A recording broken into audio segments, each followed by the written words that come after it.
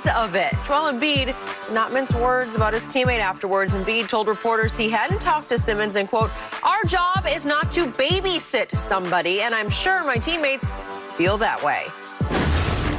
This is messy. Shannon, where is this headed? Where's it headed, Skip? I've been trying to tell you this for the longest time. Yep. And you say, oh, Doc can fix this. No, Doc is part of the reason why it got to this. A lot of this, Skip, look, a lot of this has to do with Ben. Ben did not play well in the Atlanta series. And when he was down at his lowest, he felt his superstar teammate and his coach piled on him.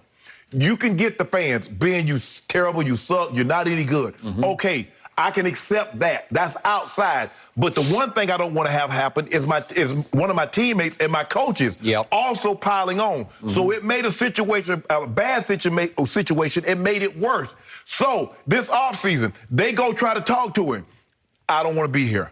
I'm ready to move on. I think I know for a fact we should move on. Doc, comes out here to L.A. and talks and be yelling and screaming and said, hey, you under contract, you're under effing contract. Ben said, I get all that. But I want to play for anybody other than you. And I kept telling you, Joel Embid said, you know what? I've had it up to here with the PC stuff. Now, I'm about to tell you how I feel about this. He said, I ain't got nothing for this man. I paraphrase basically what he said, Skip. I'm not here to babysit. Now, Joel Embid is telling you how he really feels. At this point, I don't care about that man. Hey, thank you. Okay. That's how he's felt for the longest. But he kept, Ben and I, we won a lot of games. I want Ben back. We could do this. We were the #1 seed. I said, that's bull jive. You know it was bull jive. I know it was bull jive. Everybody in the locker room know it was bull jive. I know one guy for certain knew it was bull jive, and that was Ben Simmons. Skip, I don't know. Skip, it's only going to get worse. When you ask the man, will you say, okay, Ben, get in there for the series? Nah, I'm good. No, seriously, Ben, go in the sub. I need you in there. Nah, what part about that I'm good didn't you get? I'm not going in. I'm wearing sweatpants, and I got my cell phone in my pocket, so Skip, I'm not going in. Right, Skip. So what do? You say, you know what? I'll just wait till the game. Now, Skip, it's going to be awful embarrassing. You on national television. You're like, all right, Ben. And Ben in the starting lineup, and Ben still got his warm-ups on, and he's sitting on the bench. And you out there with 4 players, and Ben sitting on the bench with his hands on his knees looking like, man, y'all minus a player. How is that going to look, Skip? I think, Skip, you got to move him sooner than later, Skip. Skip, it's getting worse. It's going to get really messy when it really doesn't have to be. And I get it. Ben is under contract. I don't like the way Ben has handled this. And I made it abundantly clear, Skip. I wouldn't have handled it like this. But how Ben Simmons would have handling it and how I would have handled that's totally different. But, Skip, it's unattainable. It's beyond repair. There's nothing you can do. There's nothing that can be said now because Joel Embid has let it known over the last week and a half how he truly feels about this situation. So, Skip, it's time to move on. You're not going to get equal value for him, but you got to move it. Okay. I told you as late as I believe yesterday or maybe the day before, I was still holding out hope. And I know from inside they were holding out hope that this would slowly but surely blow over, that the air would get cleared, there'd be a little bit of forgive and some forget, and that they would slowly figure this back out. Because the Sixers, from the top down, do not want to trade Ben Simmons. He's just too valuable. They believe in him. They have bought stock in Ben Simmons because they've got 4 more years of contract that they owe him, that they feel like he owes them. And that's a bargain. Consider where the salaries are going, that's a bargain what you got Ben Simmons under. Okay, I got it.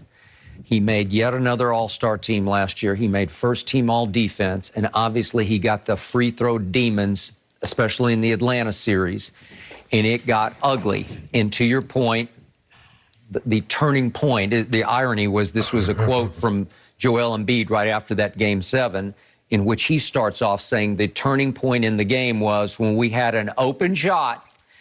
We had an open shot, and we made one free throw, not shot by Ben Simmons, by Thibault, right?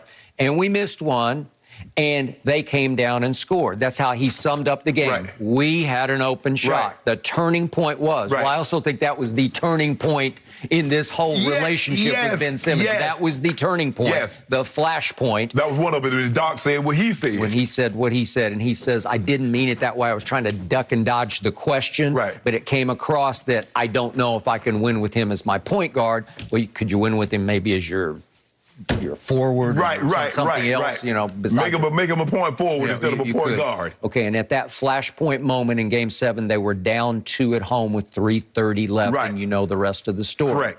Meanwhile, quietly, Ben Simmons was holding Trae Young to 5 of 23 that night to keep the Sixers in the game. That's why management, all the way Morey up to the owner, Josh Harris, they look at this like, God, he's just we got to figure this back out because we have lost all leverage. Right. We are now forced to give him away because nobody's going to give us equal value at this point. And the thing is, Skip, Ben Simmons, he can guard 1 through 4. He can guard point guard, 2 guard, power forward, and a small forward. All right. Now to my point about yesterday. I was hanging in with my theory that they were going to figure this back out slowly but surely until Joel Embid opened his mouth again. I've never heard anything like it. He is trying to blast this man out of town. And when he said, and I read you the quote, at this point, I don't care about that man. I was just happy that man didn't become that bleepity bleep, you know, because that's probably what he was thinking. Of course. But at least publicly, he did refer to him as that man, right? Yeah. But you know where his mind was going at that point. Ben said, at this point in time, I drive him. I'll fly him up out of here. As soon as you get him up out of the bed. I also thought it was significant and critical yesterday that it was reported they have not spoken a word to each other. And I'm not sure how people would know that, but it came from inside. Of course. That Embiid and Ben's been there for 3 practices now. How can you coexist in a locker room? You said the other day, what would be just the way of the locker room when he walked back in the door? What's up? You know, just something. But I told you when he coming back in there, he already done told you, bro, I'm fool with you. Don't speak to me. Well, they clearly avoided each other carefully because they didn't even come close enough contact to give each other a nod, right? Yeah. Like what you been up to, or just some. How's the weather kind of? See, Skip, that's the difference between the football and basketball locker room. I got it. Because think about what would have happened if a football player say, "Man, I don't care nothing about that man." Yeah. Bro, go step you. You got a problem with me? It would be. That's as simple as that, Skip. And the team within the confines of the locker room would say, we're going to get this out. Yeah, we're going to air this out. We got to get this out because this is not helpful for us winning what we're trying to do. If you were the leader of the Sixers, hypothetically, Shannon Sharp would have stepped up, the leader that you were, and you would have said, hey, timeout. Yeah, we're going to call team Now, meeting. this is behind closed doors. Absolutely. No coaches, no nobody. Absolutely. Hey, you and you. Let's talk it out. I want you to speak, then I want you to speak, and then we're all going to speak. Correct. Right? Yes, and absolutely. We're going to air this thing out until we come to some grips with it, right? I'm going to say, Ben, look, we understand that you don't want to be here. But in the meantime, while you're here, until you are no longer here, let's try to make the best of this situation. Let's try to win as many games as you can. We understand you don't want to be here, and we think at this present time that would be the best thing for everybody, for you not to be here. But until that day comes, can we all be professional? Can we all be adults and handle this the right way, go out here and win games until you're no longer here? But this doesn't serve anybody. The contention in the locker room, we got to diffuse this because it's unnecessary. We're just petty. We're not in the sandbox. We're making millions and millions of dollars. We're professional athletes. This is not how we're supposed to behave. Okay, so that's what Joel said right after the game, 7, and then just a couple of weeks back, September 30th, remember, he referred to Ben's holdout as borderline kind of disrespectful. Disrespectful. It's a shot fired. That just as Ben is thinking, well, maybe I'll go back in there. I don't know. And then he's like, borderline disrespectful. Because Joel is looking at it like, hold on, bro. You need to be here getting up shots. You the last person that need to be missing training camp. That's why he said it's borderline disrespectful. Somebody that needs work, you're the last person that needs to be not here. Okay, and then he caps it off yesterday with the babysit quote. I'm not here to babysit. So he's referring to his co-star as a big baby, right? Okay, it won't fly. It's just going to end the situation to the point where if I'm management, I want to get Joel away from the media. Yeah, I want to Joel. Hey, Joel, I need you to stop talking, bro. Yeah, I want you to stop talking. We're going to keep you out of harm's way here. Yeah, Joel is unavailable for comment today. Well, seriously. Because then he said that, he don't care nothing about that man. He does what he wants to do anyway. So now what are you going to do, Skip? You still think he going to be there?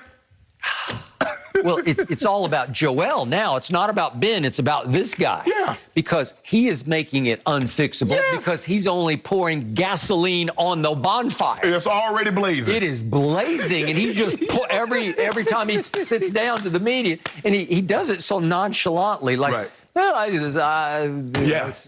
And he just goes on. I'm not here to babysit. I don't care about that man. Sometimes, Skip, we love guys when they're very candid, they're very matter of fact. But this is the one time you're like, I wish Joel wouldn't tell the truth. I still wish he would be PC so we could try to mend fences. Yep. But Skip, ain't no more mending. Joel Embid has just kicked the fence down. Well, okay, so Ben is suspended for one game, but then there's going to be another game. Yeah, they got 81 more after this. Okay. So what you going to do? I don't know. I'll be fascinated. You know what you're going to do? They're going to end up doing him like they did Andre Drummond, like they did Blake Griffin. They're going to say basically stay away until we find a situation that's amenable, that makes sense for us. I still think they're holding out hope that